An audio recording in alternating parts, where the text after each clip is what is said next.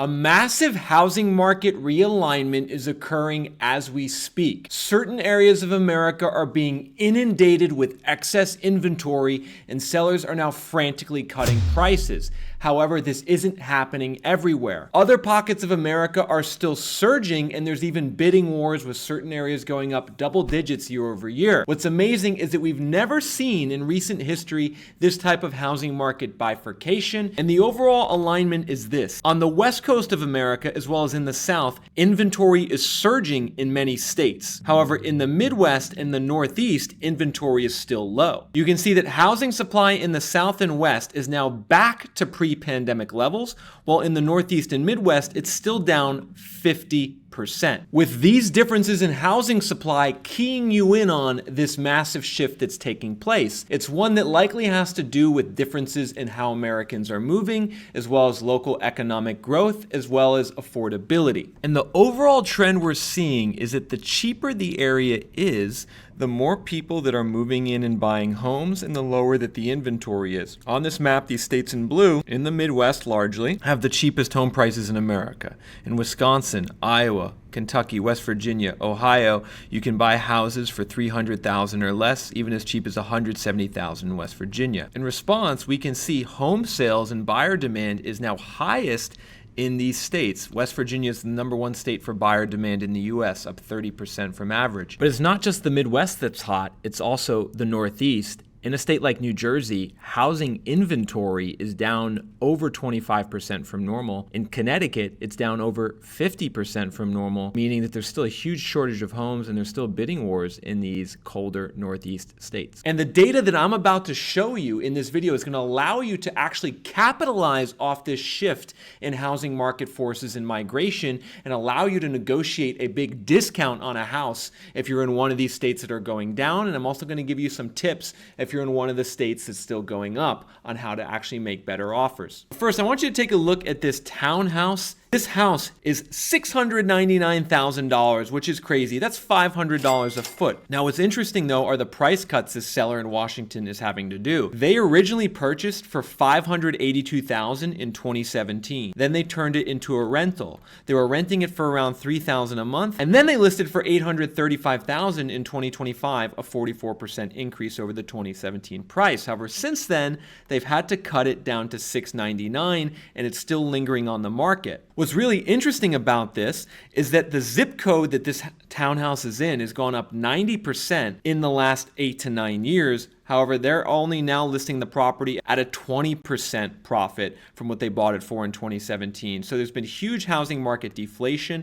and the Reventure listing analyzer tool says $657 is likely the offer that's going to secure that townhouse. And again, folks, why did that listing in Washington go down so much? Well, because there's a 64% inventory surplus in Washington. There's all these sellers. The inventory is literally at the highest level in a decade. If you see inventory like this in your state, in your city, everyone, that's a signal that it's good news to be a buyer. Prices are going to be dropping. Another state with really high inventory is actually Tennessee. In Tennessee, inventory is up 58%. There's been a slowdown in people moving in, an increase in people exiting, and as a result, we now have a 9-year high in housing supply, which is causing prices to drop. Now, here's another example. This is a house in Nashville, Tennessee that actually just sold. But get this, everyone. The previous owner bought it for $1.3 million in 2023, and they just parted ways with it for $985,000. That's a nearly $300,000 loss from the 2023 sale price, and indicative of the fact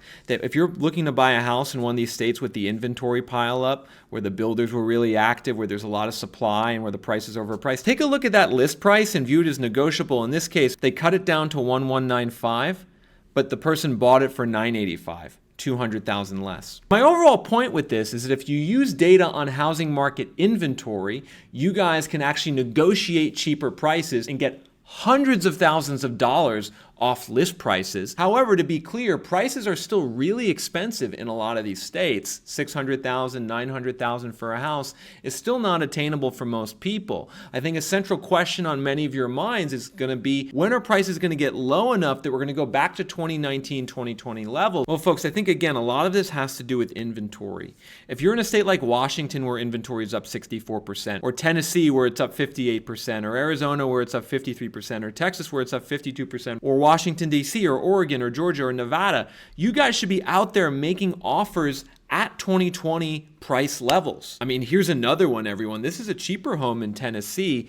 $220,000 in Jackson, Tennessee, 3-bed, 3-bath. That's $163 a foot for a new build. Let's take a look at the pictures on the inside. Not bad for new construction. Your payment, according to Zillow, if you were to buy at $220, is $1,200 a month. So yeah, offer closer to $200,000, and you might get that house at a pretty good price. But there's another side to this story, everyone, and that's the continued resilience of the Midwest and the Northeast when it comes to U.S. home prices, as well as inventory levels. There simply is not much supply in the Midwest and Northeast right now. Values are still going up. And I think one of the reasons is due to some reverse migration and some newfound economic growth for these regions. There's been an onshoring of manufacturing. More and more people are now moving back home closer to family, and some people are even concerned about climate change. On this Reddit post from a couple months ago, they're talking about why do people say the Midwest and Rust Belt will boom in the coming decades. He's saying, I've seen a lot of people say this, stating that climate change will be the cause. People are saying it's the cost of living, pre-existing infrastructure, and potential environmental causes. Another person in the comment section is saying that they don't think there'll be a Midwest explosion, but that a lot of southern cities are going to start to simmer down while the Midwest picks up steam. They mentioned a place like Nashville went from being incredibly cheap to being a place which is pretty expensive, with suburban houses costing more than $450,000. This was an article recently from The Atlantic talking about how the Midwest became the place to move, mostly about affordability. And this is accurate, everyone. When we look at data on all the different states in the US and survey what are the areas where home prices are still rising, well, it's these areas in red in the Midwest. The top markets for home value growth in the last year in America are Wisconsin, plus 5.1%, North Dakota, plus 5.1%, Illinois, plus 4.5%. It's these areas in red, and you could see a strong block in the central Midwest to the Northeast is where prices are still going up. So this isn't even that theoretical. I think there are people moving back to the Midwest. I think there are jobs coming back there. Conversely, where are home values dropping year over year? It's these states in blue, which have the highest inventory, predominantly in the Sun Belt, as well as the Southwest and the Pacific Northwest in the U.S. Some people on my channel like to say, oh, Nick, you only talk about Texas and Florida. It's only Texas and Florida going down. Folks, that's no longer true. Colorado's going down, Arizona's going down, Nevada's going down, even California's now going down, and it again has to do with that inventory. The inventory surplus in the U.S. in red is in the West Coast and the Sun Belt. The inventory deficit still in the Midwest. Midwest and Northeast only has 215,000 listings. The South and the West Coast has 741,000 listings. So there's more than 3 times many homes for sale in the South and West, which is why prices there are dropping. We're seeing a monumental shift occur. If you're a home buyer or an investor wanting to know, is 2026 the right year to buy? Am I going to see prices go up or down in my city and state in the next year? You got to key in on this inventory because it explains where prices are heading. And what's wild, everyone, is we're already seeing this play out before our eyes. On this graph, we're tracking the inventory surplus here on the x-axis compared to the home value growth in the last year on the y-axis. And what do you notice? The more inventory there is in states on the bottom right, the more that prices are dropping. Conversely, the less inventory there is in the top left, the more that prices are going up. These two data points, inventory surplus and home value growth, have an R-squared of 0.48, meaning half of the variation in home value growth in the last year is solely explained by this inventory surplus metric.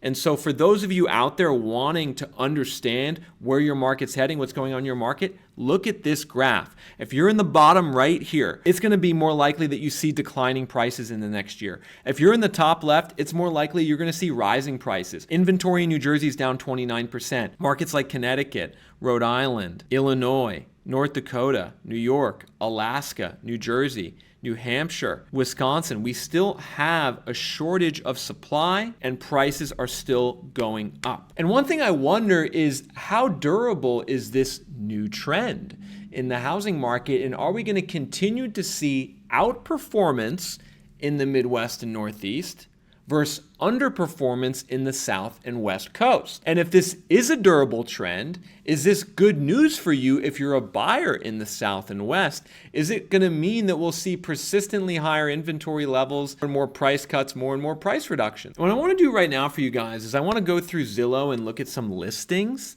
and plug some of these listings into our listing tool analyzer so we can get a sense of, how you guys should make offers in different markets and what you should look for if you're a buyer. What should you look for if you're a buyer this year that's a sign that you could get a much better price? What should you look for a sign that you're going to maybe have a bidding war? And let's actually start here in New Jersey. We got a 4-bed, 3-bath house, $499,000. Now you could see this has been on the market one day and already has 1,000 views and 100 saves on Zillow. So when you see that, folks, one day, 1,000 views, 100 saves, that's a signal that there's definite buyer interest. And you can see the seller actually has it listed for 82% above what it sold for in 2020. Now that's a big increase in price. Are they going to get it? Well, we just plug this listing into our analyzer tool, and we're going to look for a couple of things. Number one, the per square foot price is $331. How does that compare to the market? However, let's look at something else. Let's look at how much they've increased the price of this property over the last 6 years compared to the market. They've increased the price 81%, while the market value of the zip code has gone up 44%. So they're almost trying to double what the market appreciation is of the zip code. As a result, we're coming in with a fair market offer on this house of $422,000, which is about $70,000 less than the list price of $499. Now, let's go all the way to the West Coast in the US and check out San Diego. Here, folks, we got a 3-bed, 2-bath, 1,400 square foot on the market for $989,000. Now, this has been on the market 14 days and already has 350 saves. So there is buyer interest in this property. Let's take a look here. The owner bought it for $198,000 in 1998, and now it's listed for $989,000. Let's plug this into our listing tool analyzer and see what it says. They're listing at $688 a foot. Now the zip code's at $587 a foot, so they are listing at a 17% premium to the zip code. But let's take a look at the sales history. They bought it for $198,000 around 1998, meaning they're trying to make 400% appreciation on the property. Amazingly, the zip code has gone up 396% in that span of time. However, due to the fact that they're overlisting on the market per foot, we don't think that $989 is the fair price. Instead, we think $903 is the fair market offer, around a $90,000 discount to what the list price is. Additionally, we have a minus 4% forecast in the area the next 12 months. We take that into account when we determine what our fair market offer is, and it's something you guys should pay attention to when you're going out making offers in your area. Now, how about we go down to Florida, everyone, and take a look at what's going on in Tampa. This is a 4-bed, 2-bath house on the market for $520,000. It's only been on the market for 3 hours, already has 12 saves, which is pretty good traction for just a couple hours. The owner previously bought it for $252,000 in 2016. They're more than doubling the price here in 2026. And off the bat, I see a couple issues with this listing already, folks, on the Reventure Listing Analyzer tool, which, by the way, folks, comes out April 15th for our premium members on Reventure App. This is coming out in the next couple days, April 15th. If you want to be on the list and get the invite for the beta when it comes out April 15th, sign up for Reventure Premium right now at www.reventure.app, and we will be emailing you shortly with access to this tool. But here's what concerns me about this listing. They're pricing at $240 a foot, while the market price is $198 a foot. So they're listing at 21% above the market list price. In addition, they're listing their house at 106% appreciation from their previous purchase in 2016. However, the zip code is only up 80%. So they're also overpricing on appreciation, which leads us to this, everyone. Our fair market offer is $432,000. They listed for $520,000, so we're coming in $90,000 less. We're also factoring in that the 1-year forecast is minus 4%. And ultimately, tools like this are invaluable for you as a home buyer or investor or seller trying to decipher this confusing housing market in 2026. Should you buy now? Should you wait? Should you sell now? Should you wait? How much should you offer at? We at Reventure are developing tools to help you all answer that question, and this Reventure Listing Analyzer tool will be released in the next week on Reventure App. To access it now and gain fundamental knowledge about where your market is heading, go to www.reventure.app and sign up for our premium plan. It only costs $39 a month. This premium plan could potentially save you tens of thousands, if not hundreds of thousands of dollars on your purchase. I just purchased a property in Atlanta. I saved $160,000 compared to the price the previous owner bought it for. I got it $110,000 less than the 2021 price. How did I do that? I used these tools in this methodology that we've created at Reventure. So if you want to access those discounts, if you want to know where your market's heading, and if you want to make stronger offers, sign up for Reventure Premium right now. Only $39 a month, and better yet, sign up for that annual pass so you can get a 15% discount and lock in this data and information for the next 12 months so you can make a more informed decision and ultimately save money on your home purchase.